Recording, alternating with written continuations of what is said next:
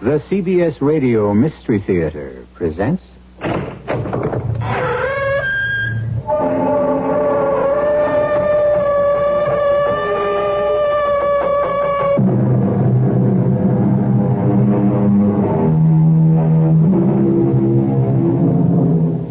Come in. Welcome. I'm E.G. Marshall. I'd treat with the devil, give promise or pact, to make all my fantasies turn into fact. Thus spoke the poet. Look at the world you live in today. If we are worried, troubled, it is because the megalomaniacal fantasies of three men became actual, hideous reality. Consider a certain half-mad Austrian house painter, a bombastic Italian journalist, a sleepy-eyed Russian bank robber. Karen, what is the matter with you? Karen, are you all right? Yes, Erich, I'm all right. Something's wrong. Your cheeks are flushed. Let me feel your pulse. You mean you want to touch me? Karen, it's me, Heinrich. Oh, no. I know now who you are. You're God.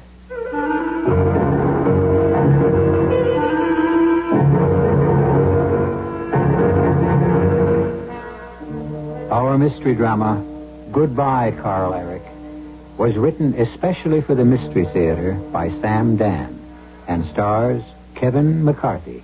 It is sponsored in part by Anheuser-Busch Incorporated, Brewers of Budweiser, and Sinoff, the sinus medicines. I'll be back shortly with Act One. A Lone Ranger and Tonto are camped in the woods just outside of town when suddenly the great horse Silver rears and... Kimasabi. Yes, Tonto. Silver senses trouble. Come on.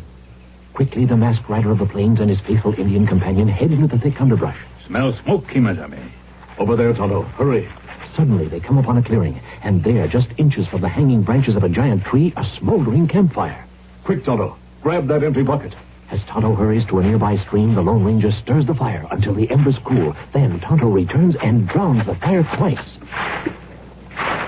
Good work, Tonto. But what about men who start fire? Well, Tonto, they have a choice. Either they'll put an end to careless fires, or they'll put an end to the forest. Let's go. Oh, Silver! Away! A public service on behalf of the Forest Service, State Foresters, and the Ad Council. Here's a tip from your Better Business Bureau on the metric system. You know, the worldwide trend today is toward a universal system of measurement, the metric system. The names of this new system may sound strange to you at first, but fortunately, there are only a few words that have to be learned for everyday use, and these are the millimeter, centimeter, meter, and kilometer for describing length and distance, the milliliter and liter for capacity or volume, the gram, kilogram, and ton for weight, the kilometer per hour for highway speed, and the degrees Celsius or centigrade for temperature. You're already using some of these terms more than you may realize. For example, when you go to the supermarket, you see weights expressed in grams on more and more packaged items. Now, for more information on this whole metric system, write to Metric Information Office, National Bureau of Standards, Washington, D.C.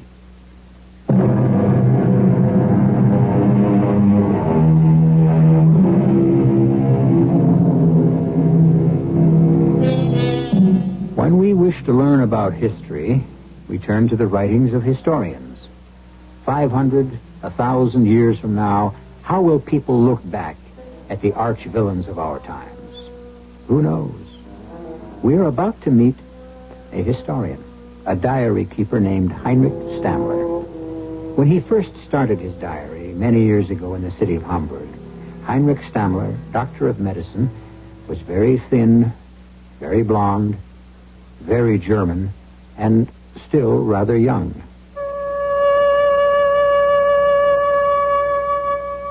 January 2nd, 1927.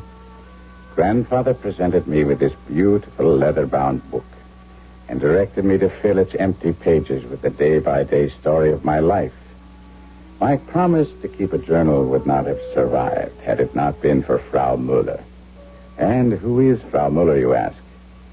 In the 2 years that I've been resident in the hospital, Frau Muller has been a wispy, white-haired wraith of a woman, constantly on her knees in the corridor, scrubbing brush clenched in both fists, as she performed her ceaseless ritual to some goddess of cleanliness. We never spoke. We never even exchanged casual greetings. Indeed, I never even knew her name was Frau Muller until yesterday. Yes? Come in. I said come in.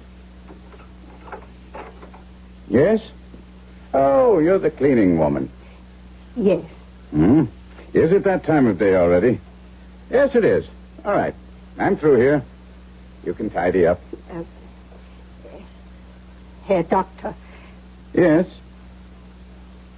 Well? My name is Muller. Irma Muller. Well, Happy New Year to you, Frau Muller. And now I shall get out of the way. Herr Doctor, you... What is... Speak up. You must help me. What do you want? What do I want? I realize I have no right to want anything, to ask anything. I know I'm forgetting my place, forgetting who I am. Well, don't be forgetting what you want to ask me. They say that you are a kind man. I'm a poor woman. I have no friends, no money. I have no family. You are my only hope. Huh? For what? But I have a son. Hmm? His name is Karl Erich. Yes? I know I impose upon your kindness. No. Stay with Karl Erich. You must help him. What's wrong with him? He's unable to speak. He doesn't speak. Hmm? Because he cannot? Or because he will not? He stopped speaking suddenly when his father died. Mm. And whatever you do to him, whatever you say to him, he will not utter a single word. Sometimes he makes sounds in his throat, but he doesn't speak. All right. Bring him here to the hospital and we'll have a look. Now, Frau Muller, you must excuse me. But Karl Erich, he cannot come to the hospital. Why not? But he refuses. Mm-mm. He can't afford to take that attitude. He won't go anywhere. I can't get him to set foot out of the house. And Frau Muller, there's nothing I can do. Could you come to see him? No, Frau Muller, I could not. Oh, please, I know I haven't the right to ask. I wouldn't, because he himself must be interested enough to come here. But he's stubborn. Further? Stupid. I am not permitted to treat patients privately. Oh, please, Herr Doctor. I'm sorry, but you have heard my final word on the subject. But she hadn't. She wanted to hear more. Do you know this woman was waiting for me very late last evening outside the Schauspielhaus, where I had gone to see the play by Bertolt Brecht? She was standing under a lamppost in the falling snow. Herr Doctor. What is it? Oh, you are Frau Muller. Oh, forgive me. You see, you are my only hope. My last hope. Frau Muller, I am willing to help you, but you will have to bring your son to the clinic. But he won't come. Well, in that case, there's nothing I can do. Don't you understand? No, she doesn't understand. She waits for me everywhere. Outside the hospital, outside the restaurant, the theater, nightclub, my apartment. This frail, obsequious woman, begging, pleading, imploring. Oh, please, Herr Doctor. I'm old, tired. Pity me. I can only live a little while longer. And then, what will become of my little Karl Erich? What's to become of him? There's no escape. Her voice follows me. Her face haunts me. There's no getting rid of her. This clinging, unshakable leech of a woman. And people are starting to notice.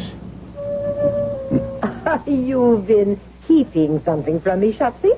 Taxi! Who is she? Taxi! A former flame? Please, Karen. And now that she's grown old, you refuse to recognize her. Will you stop this ridiculous chatter? Why is it ridiculous? 15 years ago, you were still a very young student. She might have been a very handsome woman. Taxi! Of course.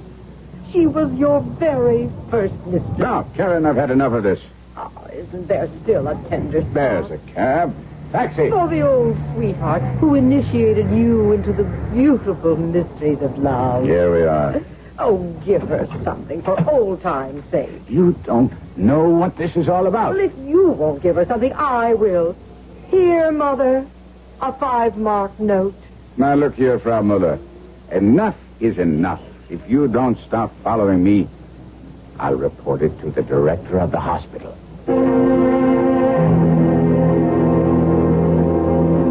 January 19th. Last night, I went to see Karl Erich. Yes, like the rains that erode the rocks, Frau Muller finally wore me down. She lives in a miserable flat not far from the docks. The smells, the dirt, the vermin. All this was predictable. But the surprise was Karl Erich. After the way she talked about her little boy, I'd anticipated a skinny brat of 7 or 8. I was not prepared for a broad-shouldered giant, perhaps a few years younger than myself, blonde-haired, blue-eyed, naturally handsome. His face was distorted, made ugly by a terrible grimace of hatred and a look of madness in his eyes. And yet this bruiser, who could have broken me in half with one hand, cowered in the corner like some terrified animal. Say hello to the doctor, Karl Erich. The nice doctor has come all the way to help you. Say something. Well, up to your old tricks? Won't open your mouth? The doctor is with the city hospital. He's an official of the government. You want him to arrest you? Animal, open your mouth. You can speak. You're being stubborn, stupid. Speak. Speak. Talk. Say something. Stop it. Stop it, Frau Muller. Don't strike him. He's a murderer. He wants to kill me, worry me to death. Wait. Please, now. Sit down, Frau Muller. I said sit down. Yes. Yes, Herr Doctor. Karl Erich. Very happy to know you. My name is Dr. Heinrich Stammler. Now, as you can appreciate, your mother is quite worried, Karl. Surely you agree that what you're doing now it simply has no future. Tell him you're from the government. If he doesn't speak, if he doesn't go out and find a job, you'll arrest him. I'll tell him no such thing. I'll tell him the truth. Karl Erich, I want to help you. Help make you happy. Surely you cannot be happy here, shut away from everything and everybody. Now then, the first thing I would like you to do is to have you open your mouth so I can take a look. Open your mouth. Please, Frau Muller. Open your mouth. Look at him sit there. Frau Muller, you must not interfere. Are you telling me how to handle my own son? There's only one language he understands. A smack across his ugly face. Stop it. I cannot help you if you persist in striking him. Karl Erich, I'll come again another night when you feel like talking. Oh, no, you're going. How can you leave? There's nothing I can do tonight. You won't come back. I know you won't come back. Wait. What is he doing? Answer the doctor. He's talking to you. What is he doing at that table? Oh, the table. I should throw it out. No. What's on it? Looks like a helmet. Bayonet, a soldier's belt. All sorts of military equipment. The way he picks up each article. Oh, he's not a little boy. He can't play with soldiers' toys anymore. No. He's not playing, Frau Muller. It's as if he's experiencing a religious... 10 years ago, when he was 12 years old, in 1917, we learned that his father fell in France. Since that day, he has been dumb. He refuses to speak. And he has made himself a little shrine. Now I understand. Now I know how to talk to him. Oh, Doctor, don't go near the table. Don't touch anything on that table. Karl Erich. Karl Erich! Put away that bayonet! I only mean to... Put down the bayonet! Karl Erich! Karl Erich! No!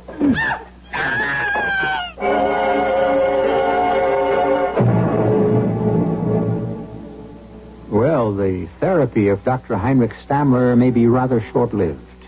A furious Karl Erich is stabbing away at his tormentors with a World War I German army bayonet. Some of you are probably saying, there's really nothing to worry about since we would never kill off a central character in the first act. Well, there's a great deal to that philosophy, but remember, like everyone else, we hate to be taken for granted. We may just surprise you in a very few moments.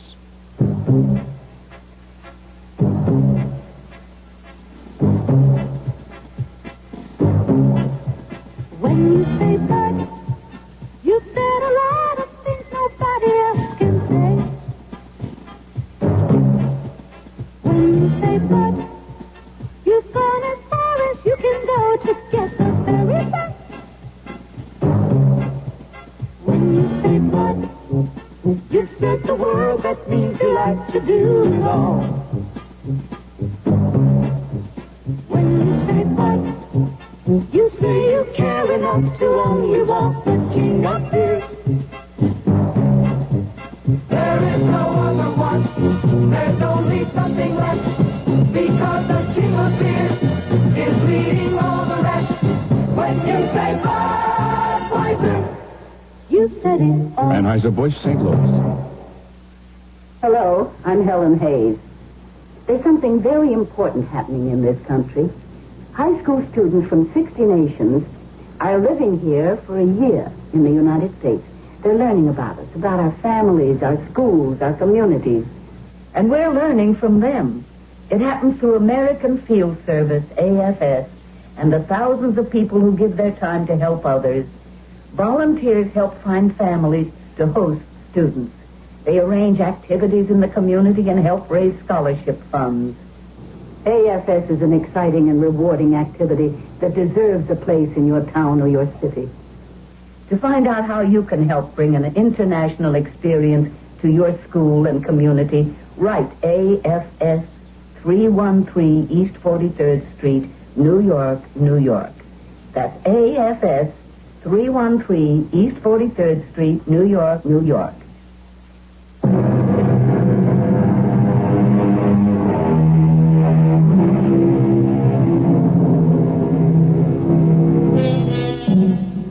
This is a day in the life of Dr. Heinrich Stammler, as recorded in his diary almost 50 years ago. It describes the night of January 19th, 1927. He is in a dismal flat in a dingy tenement in the city of Hamburg. There is a tear in his coat where a wild thrust of a souvenir bayonet has narrowly missed doing him serious damage. The bayonet is in the hand of a wild-eyed blonde giant of about 22 who has just undergone a fit of uncontrollable rage. He has been subdued by his frail and wizened mother, who is now beating him without mercy. How dare you! Frau Müller, let him alone. Hold them! Frau Müller, I order you to be quiet. Stop it. Oh, yes. Yes, Doctor. Now you will be silent. But... or leave the room. He's only being stubborn, willful. What? Why can't he talk? Because. I'll try to explain. He suffers from a form of hysterical aphasia. The shock of his father's death paralyzed that portion. Paralyzed? You say he's paralyzed? No, Let us say the shock stunned that portion of Karl Erich's brain, which transforms ideas, things into words. Karl Erich and I have so much in common, huh? Such a great deal to talk about. You do want to talk with me, don't you, Karl Erich? But you see, he is unable to transform the idea yes into the word yes. He must learn to speak all over again. Karl Erich, You must do this for your father. Can he rest in peace if his death has made you dumb? Did he die for the fatherland only to destroy his son? Tomorrow, we begin. You'll come to the clinic. Don't be frightened. Don't be frightened. No one will hurt you. January 27. It proceeds slowly. What is the true etiology of hysterical speech disorders? Each case is a world of its very own. A dark and brooding place filled with fear and terror. And I must lead this lad from its jagged shadows into the sunlight. The tongue against the upper teeth. And explode.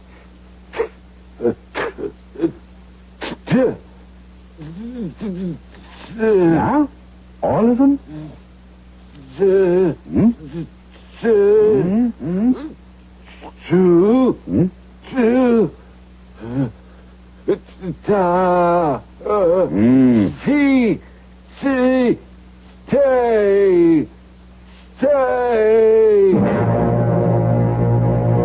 This is an orange.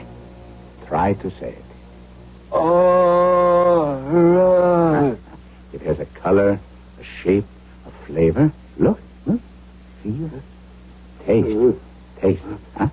Collect all these things into your mind and say orange.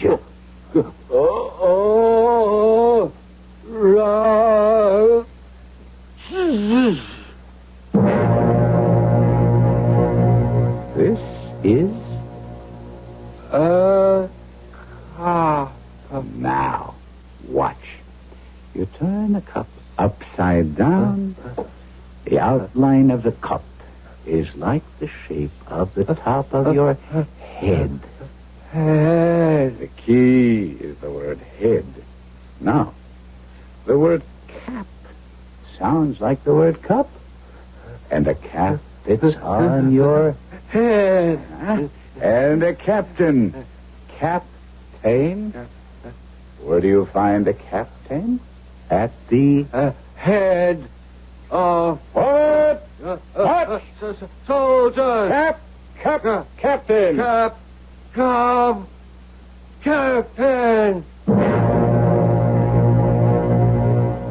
pair can be two. A pair can be fruit. Two pair is to cut. May 18th. The boy is so quick, so bright, he almost frightens me. He eats knowledge the way a starving man devours food. Slowly, but slowly, words are coming back. And many words are words he never knew.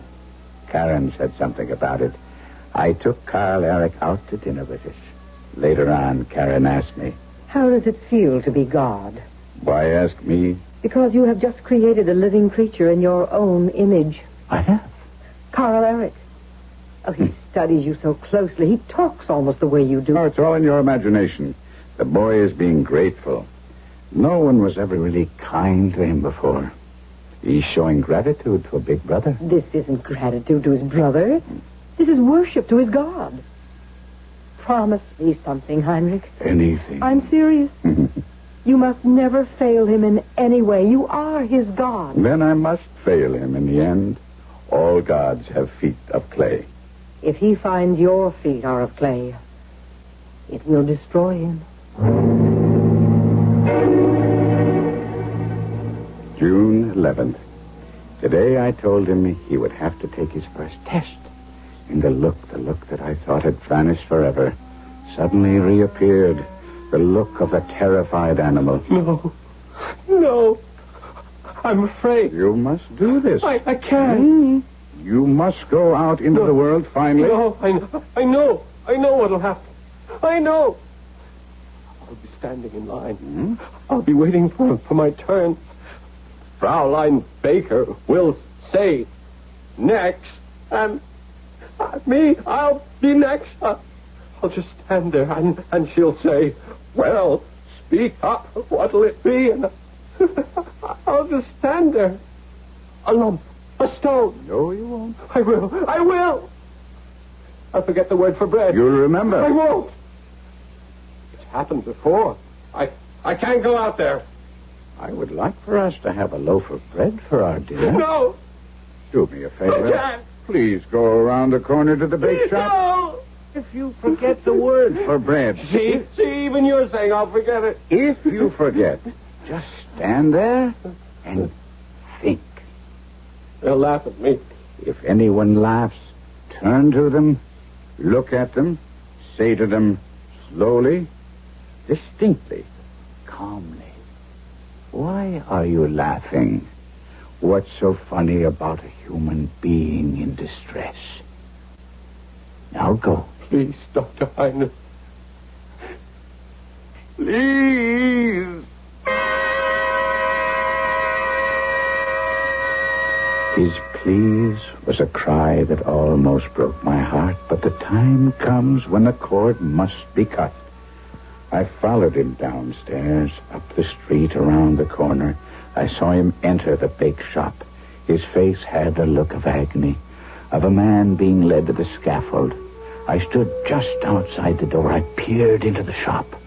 One by one, the customers in front of him were served. And then... All right. Who's next? I guess it's you, young man. Well, what do you want? Are you deaf? What do you want? You've been standing there 5 minutes waiting your turn. Couldn't you decide? So, say something. Speak up, stupid. Look at the comical faces he makes. He ought to be in the theater. Why are you laughing? What's so funny about a person in distress? Well? Oh, Lord. Forgive me. I want a loaf of bread. Do you hear me? I want a loaf of bread. Bread with a crisp crust. He stood there, proud and tall, with fire in his eyes, as if he were a hero of legend. And to the half-dozen people in the bake shop, he was a hero. A man who had performed a titanic feat. And I knew then that he could stand alone. My work was finished. I could let go. I could say goodbye.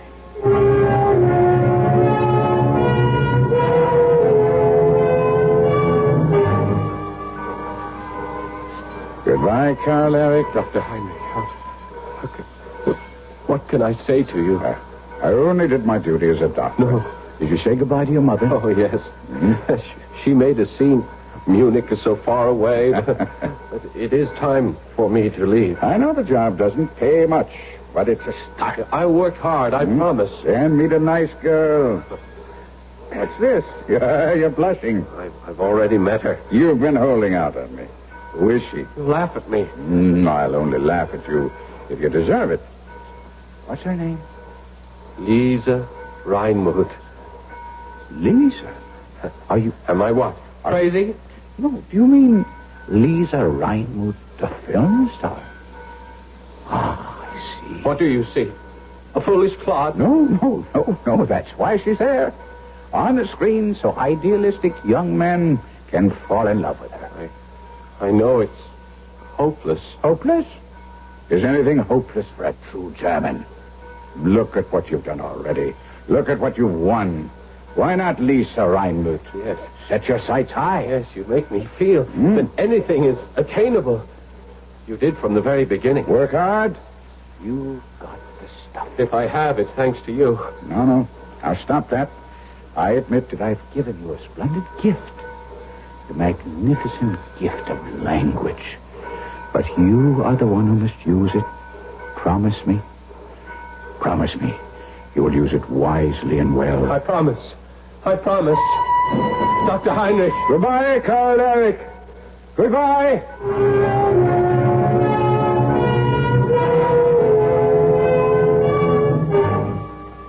February 23rd, 1929.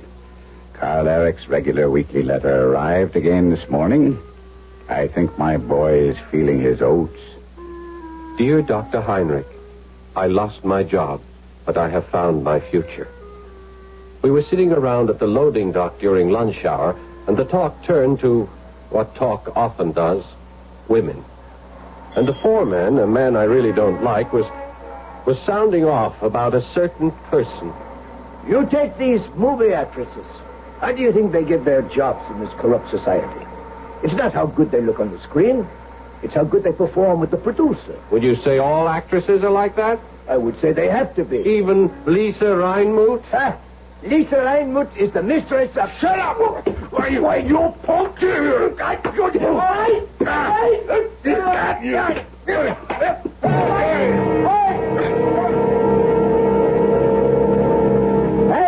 it's Karl Erich. Hi, Fritz. Oh, you're going to have one beaut of a black eye. You should see Meyer. What happened? I got fired. It figures. He starts the fight, you get canned, yeah? I like the way you handle yourself. Look at where it got me. What are you going to do now? Well, look for another job. You and a million others, huh? Got any money? Just this week's pay. Tell you what. Move in with me. Oh, well, I wouldn't want to do it. Oh, we got plenty of room. We? A couple of buddies and me. Oh, you don't even know me. What is there to know? All good Germans are brothers.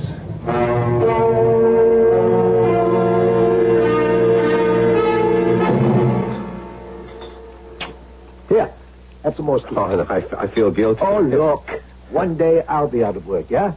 Or Otto or Hans. And you will have a job. So go ahead, eat. Where are Hans and Otto tonight? They left early. They had to set the place up. What place? Why, the meeting place.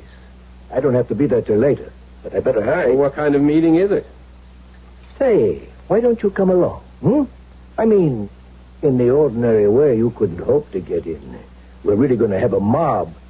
But I'll get you the best seat in the house. You sound like a man of influence. I'm getting there. I'm chairman of the meeting. And I'm the one who's going to introduce him. Introduce who? The Schöne Adolf. That's who? Adolf? Adolf Hitler. The savior of Germany. And tonight, you're going to shake his hand.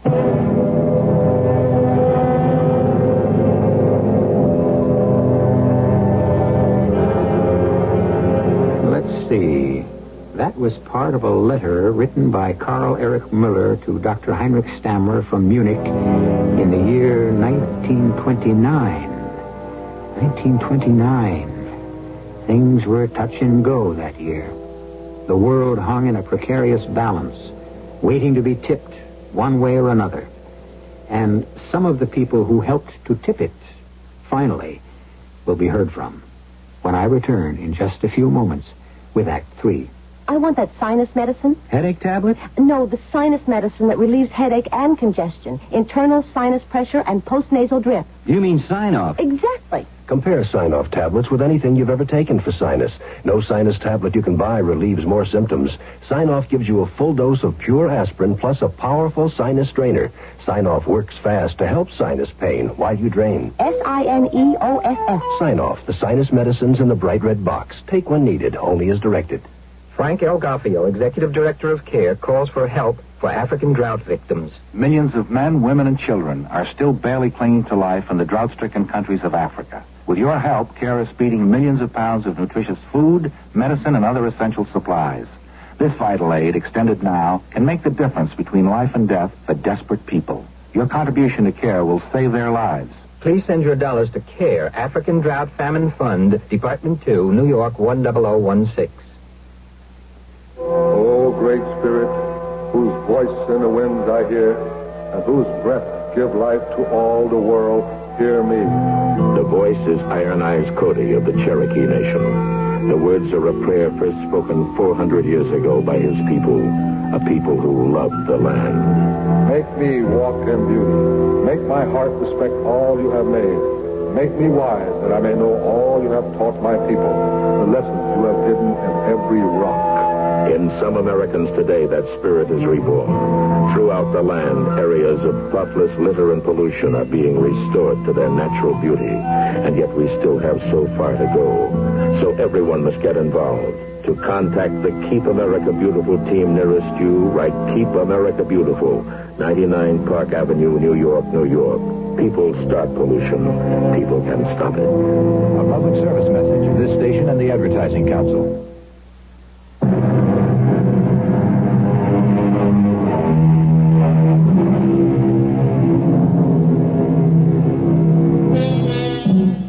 What was it like in the past? Well, historians list the events and enumerate the dates and describe the scenes. But how did it look? And how did it smell? And how did it feel? You had to live it to know it. Early in 1929, Adolf Hitler addressed a National Socialist rally in Munich in Bavaria. And Karl Erich Müller was introduced to him. And now, Karl Erich tries to capture this fateful moment as he writes to his adored Dr. Heinrich Stammler. He takes your hand in both of his. He looks deep into your eyes. And at that moment, you expose your soul. At that moment, the world holds still. At that moment, nothing exists except for his eyes. And then he smiles. And he says, Karl, Erich, Müller, I am happy to be your comrade. Oh, my Dr. Stammler, I have been born 3 times. Once when my mother gave me birth, once when you raised me from the darkness, and once when I looked into my Führer's eyes. June the 15th, 1931. Dear Dr. Stammler, I can't explain how busy things are, but regardless, I shall write you my letter each week, religiously. I must share all this with you. After all, if it weren't for you, I know how uncomfortable I make you with my thanks. Your prediction came true. I met her. Yes, I met her. I finally met Lisa Reinmuth. Karl, good news. You've been assigned to the film and theater section. What do I know about theater? Oh, with your mouth, how honey drips from your tongue. What am I supposed to do? Convince people in the cultural world to join the party. It'll keep you busy day and night, but everyone knows you're a bear for work. When you're talking about work, I have to find a job. Karl, you've got a job. Oh, I mean a job that pays. You're on the payroll now. The party can give you a good salary. Take money from the party? The party raises money to pay people like you and me, so that we may devote all our time to our work. Now, start calling the names on this list. Oh, by the way, the one on top is interesting. Lisa Reinmuth? Yeah. How can I call her? Simple. Pick up the phone. She's a great star. Why would she talk to me? Our party is the wave of the future. And you and I are riding the wave.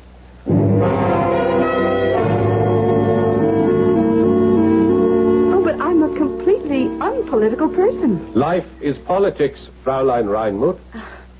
You have such a masculine smile. Our country has a rendezvous with fate. Fate? Yes, I believe in fate. It's fate that brings a man and a woman together. Every year, the National Socialist Party grows stronger, more numerous. Join us now. Stand with us now. Now, when we need you. I need you, too. You, Karl Erich. I need a man of strength, a man of ideals, a man of spirit. Oh, how hard it is for me to meet a man. What are you saying? Millions of men would throw themselves at your feet. What real woman wants a man who would kneel to her? Karl Erich. Yes? How I have waited for you. Longed for you. January 3rd, 1932.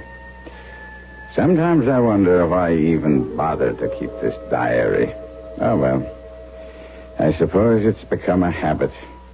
Not that it wasn't an interesting day and evening. But how could they fire you, Schatzi? They need doctors. They didn't fire me. They simply didn't reappoint me. For what reason? I'm not a member of the party. Is that the way the wind blows? That's the way the wind blows. I see your boy is doing all right for himself. He'll come to his senses sooner Good or evening later. to all true German comrades. This is Fritz Stauber with the program National Socialist Headlines. Suppose we turn him off. Huh? Tonight, our guest is a German hero who is also my closest, dearest friend, Karl Erich Mueller. Do we listen? Oh, why not? He's still my Karl Erich. Karl Erich Mueller, together with his beautiful fiancée, and we all know who she is, the lovely Lisa Reinmuth, and also an honored guest, a woman who is a credit to true German motherhood, Frau Irma Mueller. Let us hear from Lisa Reinmuth first. I could only give myself to a true Aryan, to a man of the purest German blood. Our children will be supermen. The best advice. And now, the hero himself, Karl Erich Mueller. Thank you, friends. My heart is full. The dreams of my lifetime are coming true. What can a man want? An honored old age for his blessed parents, a true German woman to bear his children, honor and glory for his beloved fatherland. None of this would have happened for me had it not been for one man, one great man. He knows who he is, and he knows I can never forget him. All right, that's enough. Where will you go, Heinrich? Oh, there are other jobs, other hospitals. But the Nazis are gaining power every day. It might be better The Nazis. Just scum that has been roiled up from the bottom of the stream by the political storms. This is a civilized country. But I've heard the people scream Heil for Hitler. Hitler? How can any intelligent German take Hitler seriously? Why, the man's an Austrian. March 23rd, 1933. I saw Karl Erich today for the first time in 4 years, for the first time since I put him on the train to Munich. And what a day to see him on. March 23rd. The day the Reichstag will vote full dictatorial powers to Hitler. Oh, well, there are bands playing the streets and uniforms and cheering crowds everywhere. I'm walking down the avenue, and there's this tall, blonde giant of an SA officer with the most heavenly-looking redhead clinging to his arm, and then suddenly I'm seized in a powerful grip. Doctor! Dr. Heinrich! Why, Karl Erich! You're Karl Erich! Lisa, this is Dr. Heinrich! Oh, Doctor! Karl Erich never stopped talking about you. Well, what are you doing? Where are you going? Wait, here's cleverness. Let's go in for a drink. But Karl you Erich, have to what? Go somewhere, do something? Forget it. Take his arm, Lisa, and in we go. We shall sit here. Waiter! We shall order champagne, the very best. This is a celebration. Waiter, quickly, champagne. Now, talk to me, Dr. Heinrich, please, huh? Talk to me. What can I tell you? Everything. What is everything? Well, I haven't heard a word from you in over 2 years. At the hospital, nobody knows what happened. What did happen? Your clothes, look at you. Did you ever wear a rumpled jacket? I never saw you in a wrinkled shirt. Well, what? That's how it goes. Oh, no. That's how it went. You once saved me. How thankful I am that I can save you. From what? You know, Fritz Stauber is my best friend. I heard. Fritz Stauber was with Hitler in the 1923 putsch. Stauber introduced me to Hitler. I read. But don't you know what this means for you? No. You're ill. But we will nurse you back. Lisa and I, won't we, darling? Of course. You will become the most powerful man of medicine in all of Germany. I don't think so. Please listen to me, Dr. Heinrich. Ever since the day we met, I prayed, if only I could thank you someday, if only I could perform a service for you. It's so good to see you again. Before I leave... Where are you going? To America. America? Mm-hmm.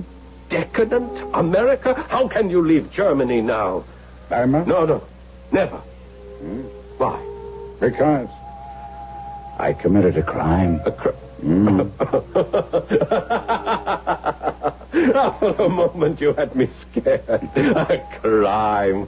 What kind of a crime? Whatever it is, forget it, it's fixed. As of this moment, it is fixed. One word from me, and that crime is wiped from the books. Not this crime. Any crime. I don't care what it is.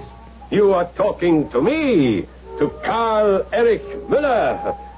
Well, what kind of terrible crime could you have committed? I was born a Jew. You were... Oh, Karl Erich! Karl Erich, what's the matter? Why do you make such faces? What are you saying? Speak! Don't make those faces. I'm frightened. Oh, Doctor, do something. I'm afraid I can do nothing. Oh, say something to Karl Erich. You are his God. Yeah, I know. And he has just seen my feet of clay. Oh, say something to him. Goodbye, Karl Erich. Goodbye.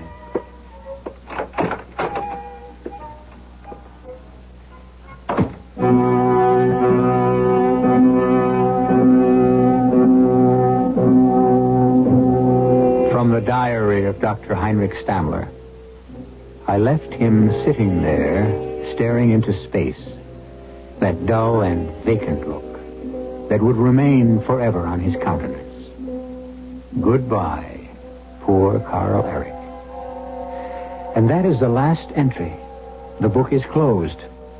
I still have another page, and we shall read it together in just a few moments. This is Arnold Palmer. In golf, we call someone who plays exceptionally well a champ. And a champ works to win. His whole way of life is geared to that talent, that ability in him which makes him win. Well, that's one way of living. But there are others. And the March of Dimes offers us some of those ways. Ways to work to prevent birth defects. Or ways to help kids born with birth defects. For many of those kids, a way of life is a difficult direction to discover. But for most of us, it's not. By us, I mean young people, middle-aged people, senior citizens, everyone. As honorary national chairman for the March of Dimes, I can tell you that the greatest gift you can give any handicapped child is a little understanding, a little encouragement, and a chance to appreciate life. Won't you help? Join the March of Dimes today and find a way of life.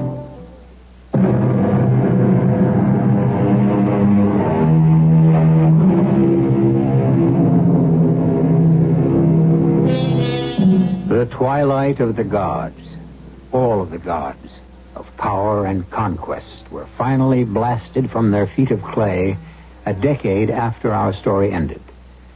Unfortunately, they have been recreated, rededicated. And once again, so many of us worship the gods of fire and destruction. Who will expose and destroy those gods in our time? Our cast included Kevin McCarthy, Paul Hecht, Bryna Rayburn, Joan Shea, and Sam Gray. The entire production was under the direction of Hyman Brown. And now, a preview of our next tale. What is it? I don't know. A funny dead smell. Oh, we must get this house open and let some air in. And what? I thought it was oppression at first, but strange reaction. Heavy, listless. No, what's the word? I know. Something I've never totally felt in my life. Even at my parents' funerals. sad. Just unbearably, inescapably sad. Lord, help us. I knew as soon as I saw the door open. And the moment we got inside, she's back again. You let her back in. Radio Mystery Theater was sponsored in part by Sign-Off, the sinus medicines, and Anheuser-Busch Incorporated, brewers of Budweiser. This is E.G. Marshall inviting you to return to our Mystery Theater for another adventure in the macabre. Until next time, pleasant dreams.